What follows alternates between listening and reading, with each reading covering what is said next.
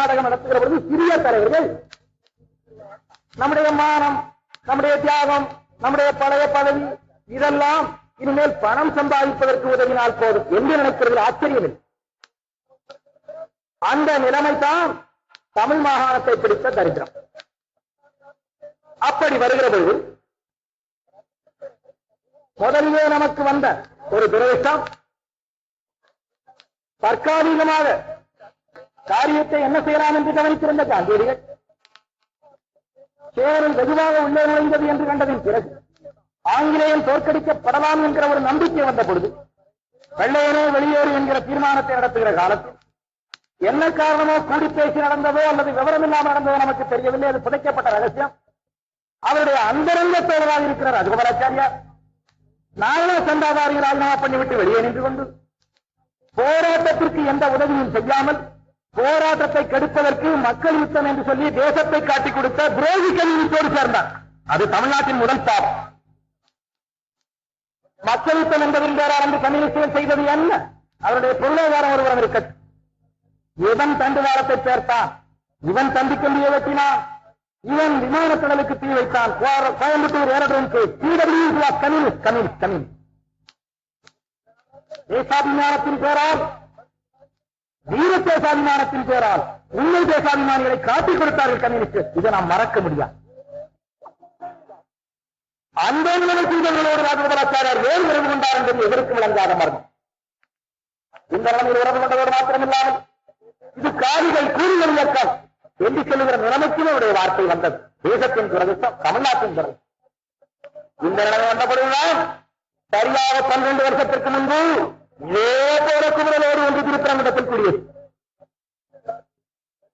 அந்த காலத்தில் அங்கிருந்த காங்கிரஸ் வட்டாரத்தில் உள்ளவர்கள் அவர்கள் காந்தியடிகளுக்கு மிக நெருங்கியவராக இருப்பதால் அவர்கள் தவறு செய்தாலும் எதிர்த்து சொன்னால் என்னாகுமோ என்ற பயத்தில் இருந்த பொழுது அந்த பாரம்பரியம் அடியன் தலைக்குத்தான் அன்னைக்கு வந்து. அப்பொழுது அந்த கூட்டத்திலிருந்து ஆச்சாரியார்கள் இந்த தேசத்திற்கு பெரிய நன்மைகளும் பல தியாகங்களும் செய்த நிபுணனாகவும் படித்தவராகவும் பழந்தேசாபிமானியாகவும் இருந்தாலும் தேசத்தின் பேரால் சிக்கலான காலத்தில் நடந்த போராட்டத்தில் கலந்து கொண்ட தியாகிகளை காலிகள் கூலிகள் என்று சொன்னதால் இவருடைய தலைமை பதவி தமிழ்நாட்டிற்கு வேண்டாம் என்கிற தீர்மானத்தை பிரேரிக்க வேண்டிய பொறுப்பு அறிவித்தார்கள். அன்றுதான் தமிழ்நாட்டிலே ஒரு புதுச்ச அறிவு ஏற்படுகிறது. ஆனால் அப்பொழுது கலந்து நின்றதை பிரேரிக்கமே தவிர அதை பிரேரிக்கிற காலத்தில் அடியன் காங்கிரஸ்காரனாக அல்ல, காங்கிரஸ் பாரதியாக இருக்கு. 39 நாங்கள் விலகியவர்கள் ஊழியர் மாநாடு என்கிற சிவசங்க ஊழியர் என்கிற முறையிலேயே நான் கலந்து கொள்கிறேன். ஆனால் பூர்ணத்தை நிறைவேற்றியதன் பிறகு தலைமைப்படத்தை தாங்கவோ மற்ற காரியங்களை செய்யவோ முடியாது. இந்த நிலைமை வருகிற பொழுதுதான் அந்த கண்டிக்க வேண்டிய பொறுப்பை கண்டித்து விட்டு ஒதுங்குகிறோம். அந்த ஒதுங்கின இடத்திலே கிடைத்த வெளிதான் பிற்கால அரசியலுக்கு ஒரு அச்சுவாரமானது. இன்னும் அனைவரும் நினைக்கிறார்கள் காமராஜருடைய தலைமைப்பீடத்திற்கு அடியன் தான் உதவி செய்தேன், ராஜகோபாலாச்சாரியாருக்கும் தேவருக்கும் விரோதம் இருந்தது, அதன் காரணமாக காமராஜர் இருந்த இடத்தில் வைத்து விட்டார் தேவர் என்று நினைக்கிற தேசாபிமானிகள் 190 பேர் இருக்கிறார்கள் தமிழ்நாட்டில். அது மிகப்பெரிய தவறு அல்ல. காமராஜர் அடியன் காப்பாற்றியதும் பெரிய மனிதன் ஆக்கியதும் மஞ்சள் பெட்டி தேர்தல் காலத்தில் 36-37 காலம். காமராஜர் சாதாரண மனிதனாக இருந்த காலத்தில் அன்று வீராசாமி நாடாருடைய தலைமையில் இங்கு போட்டுகிற விருதுநகர் நாடாருவதற்கான அந்த நபரை கொன்று விலாசம் பிரியாதத்தில் கிடைக்க வேண்டும் என்று திட்டமிட்ட காலத்தில், இறுதி என்று கருதிய காலத்தில் செய்திருக்கிறார்கள் என்பதை நினைக்கிற காலம் அங்கு காப்பாற்றியது அடியனுடைய பொறுப்பு. அதுதான் ஆதியுடைய நிலைமை. அந்த பொறுப்பு அடியனுக்கு இருக்கலாம். அன்று எத்தனையோ பெரியவர்கள் அந்த தொகுதிக்கு வர வேண்டியிருந்த காலத்தில் இல்லை, ஒரு வியாதி. அந்த பரம்பரையிலே எல்லாரும் கட்சியில் இருக்கிறவர்கள் தனித்து காங்கிரஸ் கொண்ட நபர். இந்த நபரைத்தான் எம்எல்ஏ ஆகப்பட வேண்டும். இந்த நபரை ஜெயிக்க வைக்கிறவருக்கு அடியனை சேர்ந்தது, செலவழிக்கிறவருக்கு என்னை சேர்ந்தது, உயிரை காப்பாற்றுகிறவருக்கு என்னை சேர்ந்தது. எந்திலும் வேலை செய்த காலம் 36-37. அந்த காலத்தில் ஒரு ஓட்டராவதற்கு கூட தகுதி இல்லாமல் இருந்த நபர் இந்த காலம். ஏனென்று கேட்டால் எழுதப்படிக்க தெரிந்தவர்களுக்கு அத்தைக்கு ஓட்டுறது என்று சட்டம் கிடையாது. வரி செலுத்துகிறவர்களுக்கு தான் ஓட்டுகிறது. சொத்து இந்த நபருக்கு கிடையாது, வரி செலுத்திய ரசீதும் கிடையாது. எப்படி இந்த நபரை ஆக்க முடியும் என்று வருகிற பொழுதுதான் ஒரு வெள்ளாட்டை வாங்கி முனிசிபாலிட்டிக்கு வரி செலுத்தி அந்த வெள்ளாட்டுக்கு தகரவில்லை.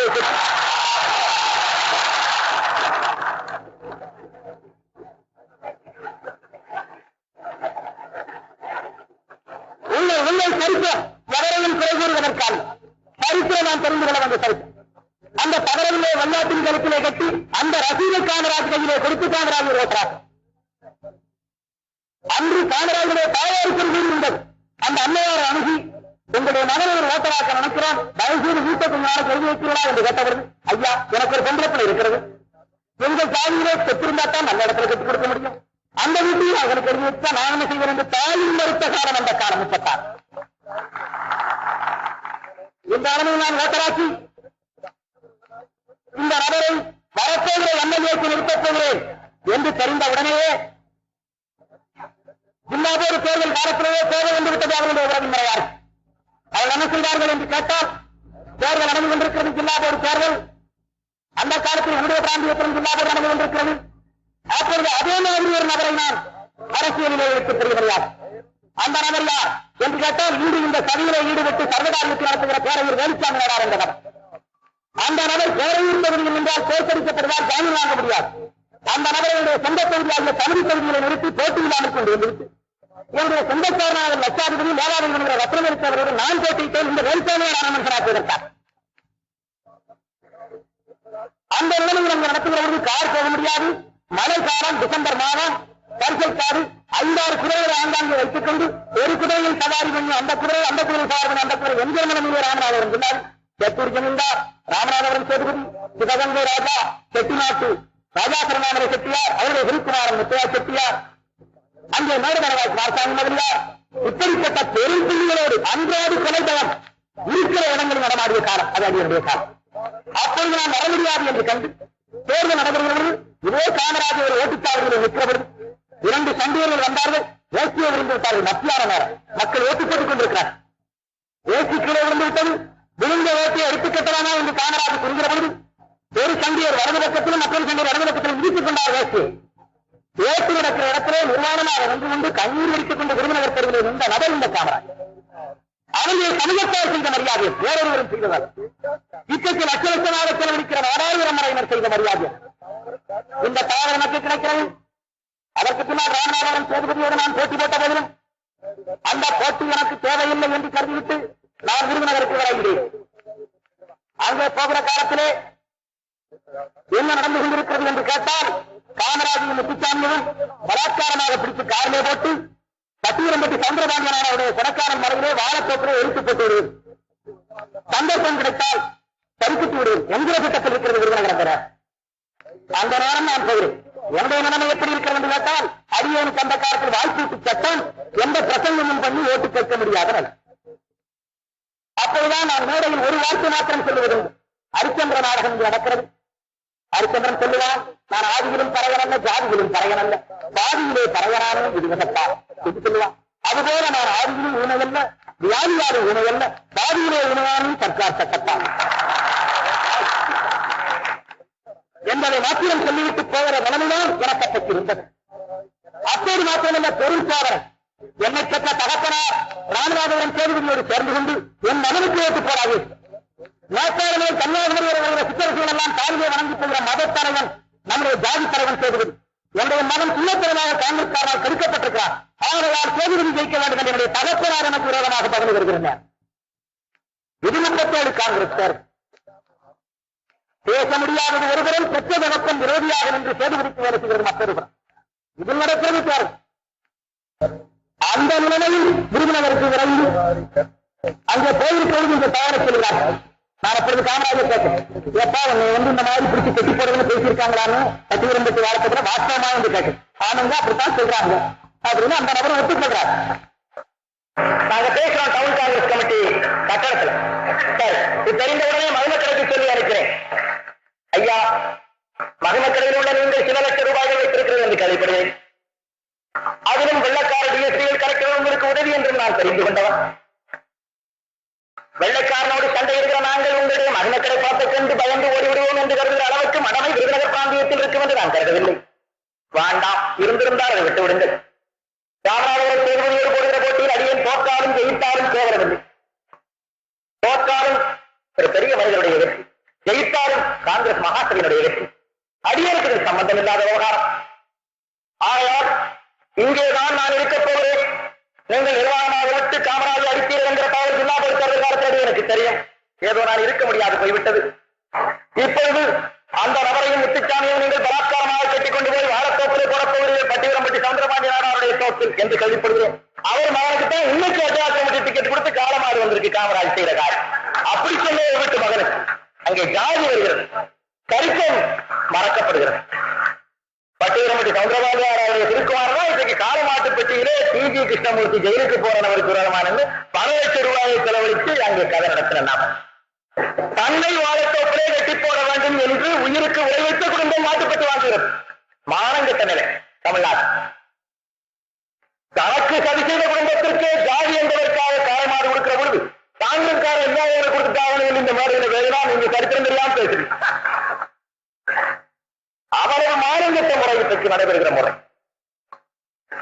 இப்படி நீங்கள் செய்யப்படுகிறேன் என்று கேள்விப்படுகிறேன். ஆனால் நாளை முதல் நீங்கள் காங்கிரஸ்காரர்களுக்கு என்னென்ன தீங்குகள் விளைவிக்க நடக்கிறதோ அத்தனை எதிர்ப்பது என்னுடைய தொழில். வெறும் அகிம்சை என்பதை நீங்கள் நினைக்க வேண்டாம். என்னை எல்லா கிரிமினல் கேஸிலும் ஒன்னாவது எதிராக நீங்கள் சேர்த்துக் கொள்வது ஆட்சேபனை சொல்லிவிட்ட மக்களுக்கு. அவர்கள் உடனே போனை எடுத்துக்கொண்டு டிஸ்ட்ரிக்ட் கலெக்டருக்கும் டிஎஸ்பிக்கும் போன்ல பேசினார். தேவர் இங்க வந்திருக்கிறார், நாங்கள் காமராஜர் இந்த மாதிரி பண்ண போறோம்னு சொல்லி எங்களை பயமுறுத்துறார். ஆனால் நாங்கள் தேர்தலுக்கு சுற்றுப்பிரயாணத்திற்கு போக பயமா இருக்கு, எங்களுக்கு ரிசர்வ் பந்தோஸ்து எல்லா இடங்களுக்கும் இருக்க வேண்டும் என்று கேட்டார். அத்தை சிறந்த வெள்ளைக்காரன் இந்த சின்னத்தனமான நகர்களை விட 1000 மடங்கு நல்லது. அவன் தேர்தலை இப்படி ஓட்ட வேண்டும் என்று நினைத்திருப்பாரே காங்கிரஸ் நசுக்கப்பட்டு காங்கிரஸ் இருந்திருக்க முடியும். அவர்கள் என்ன பயன் சொன்னார்கள்? தேர்தல் மாதிரி பயன்படுத்தினால் உங்களுடைய மீட்டிங்களில் கூட்டங்களில் கடமை விடாமல் நாங்கள் பார்த்துக் கொள்ள முடியும். சுற்றுப்பிரயாணம் என்ற ஊர்களுக்கெல்லாம் நாங்கள் ரிசர்வ் பந்தோஸ்தை கொடுத்தால் தேர்தல் சின்னமல்ல போட்டோ எடுத்தார். தேர்தல் சுற்றுப்பிரயாணம் சர்க்காரை நடத்துகிறது என்று கவனத்தை வைத்தாச்சு. அந்த போட்டோவை அனுப்பினால் எங்களுடைய வேலைக்கு அழைக்கிறார். ஆகையால் இந்த சந்தோஷத்தை நாங்கள் கொடுக்க முடியாது என்று சொன்னார்கள். அப்படி சொன்ன ஒரு அந்நிய அரசாங்கம் இருக்க இன்றைக்கு எவனையும் சுடலாம். சுட்ட நகரில் 4 பேர் செத்தவன் என்று சொல்லிவிட்டு 7 பேர் செத்திருக்க 4 பேரை பச்சைப்படத்திலே போட்டு போலீஸ் நிலையில் மண்ணெண்ணெய் வாங்கிட்டு வந்து ஊற்றி எரித்து பிரேதத்தை மறைக்கலாம் என்ற அளவுக்கு ஒரு இன்னைக்கு தெரியும். அதான் அந்த 36 உள்ள போலீஸுக்கு 57 உள்ள சுதந்திர சர்க்காருடைய போலீஸுக்கு உள்ள தரம். இதுதான் ஜனநாயக சர்க்காரினுடைய நியதி. இதுதான் ஒப்பிட்டு பார்க்கிற இடத்தில் நமக்கு கிடைக்கிற ஓலம். அற்பர்களின் ஆட்சியினாலே அவதிப்படுகிறோம் தமிழ்நாட்டிலே. சூழ்ச்சியான பல திட்டங்கள் போட்டு சூறையாடுறார் மக்களின் உயிரை. சூழ்ச்சியான பல திட்டங்கள் சீட்டி சூறையாடுறார் மக்களின் உயிரை.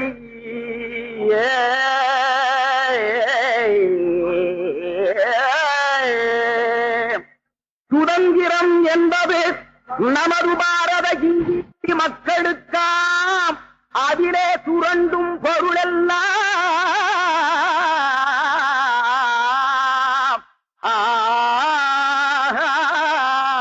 அதிலே சுரண்டும் பொருளெல்லாம் அதிகார பீடத்தில் அமர்ந்திருக்கும் காங்கிரஸ் வர்க்கத்திற்காம். இந்த அரசாங்க ரீதியை அகில இந்தியா மக்கள் ஆராய்ந்து செய்து பாருங்கள். நியாயமானவர் போல் மேடை மீது நின்று ஓட்டு வாங்குவதற்கு நடிக்கின்றார். இதில் வெற்றி கிட்டிவிட்டால் லஞ்சம், கள்ளமாக்கட்டு, கயமைத்தனம், ஜாதிப்பித்து இத்தனையும் பங்குதடையின்றி செய்கின்றார். இது போராதென்று கொலை, கொள்ளை, காட்டுமிராண்டித்தனம், கண்களையும் கைகளையும் கட்டி கண்மாய்க்குள் நிறுத்தி கதிகரங்க சுட்டு தள்ளுறாங்கோ.